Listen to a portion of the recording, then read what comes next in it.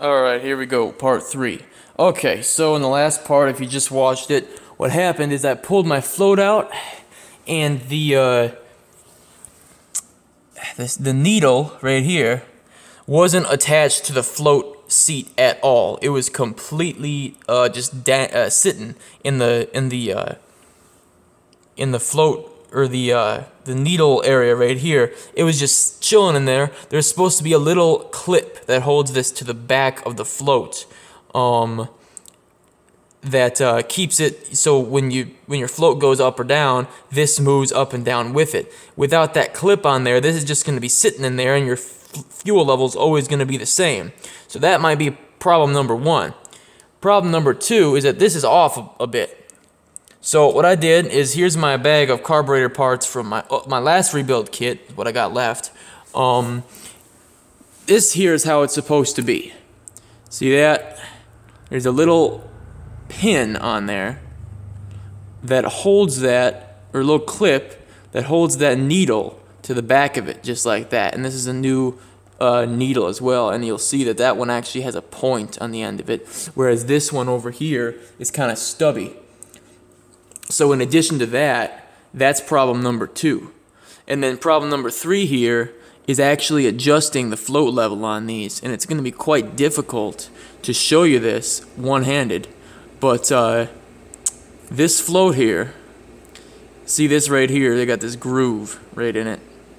And that groove allows you to bend the tang just a bit. And you grab onto one side of it, you grab onto the needle side, and you grab onto the float side, and you barely push up. So you bend it just the tiniest bit. You don't need to force it. You don't need to bend it a whole lot, because it can and will break. But you just need to get the tiniest little adjustment out of it. And see, this one is kind of curvature. You want it to be not so curved like that. You want it to be almost straight. If you take a look at my other float from my other kit, my other carburetor, I got it sitting right around here somewhere. Take off some of my carburetor parts. See here, this is my other float, and you can see how straight that is, that little V groove in there, or A groove, I guess it's upside down. With my camera, there we go. See that? Straight as an arrow. So this one is adjusted right. And there's that line right there that I told you about, that's the measuring line.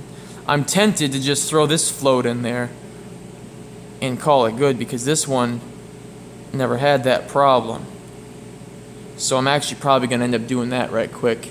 But that's how you'd adjust that. I wish I could actually show you how to do this, but again, I don't got nobody to hold the camera, and I don't have a stand to put it on or anything. But that's normally how you do that, is to just see if I can reach my other finger around here. It's not going to happen. Grab onto this side with this hand right here, and grab onto this side with this hand right here, and then just push down with this finger right here, and push up with this finger, and it would raise and adjust to the proper height. So I'm gonna do that and put my new needle and seat assembly together. See, this one is all sorts of fucked up. They got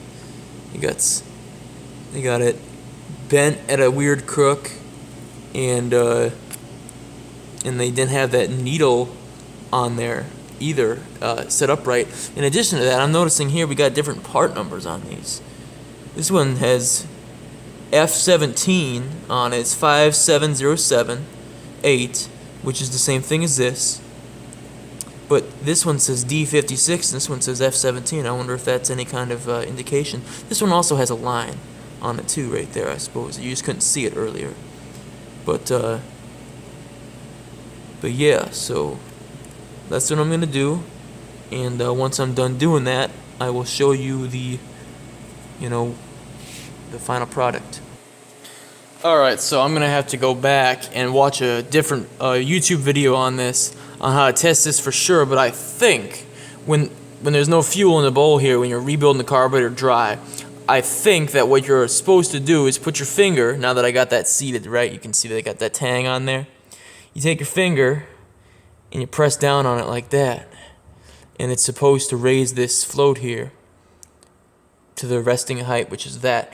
Now when I measure this with my stick, it's off a bit. It's a little too tall now, so I'm gonna take it out and bend it back, and it can be quite a tedious process. You gotta keep bending it back, forth, back, forth, back, forth, until it's correct.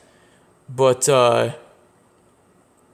that's a start. I mean, once I get that level to be exactly right, then we're gonna be home free. So I'm gonna do that. Unfortunately, I have to stop recording to do that though.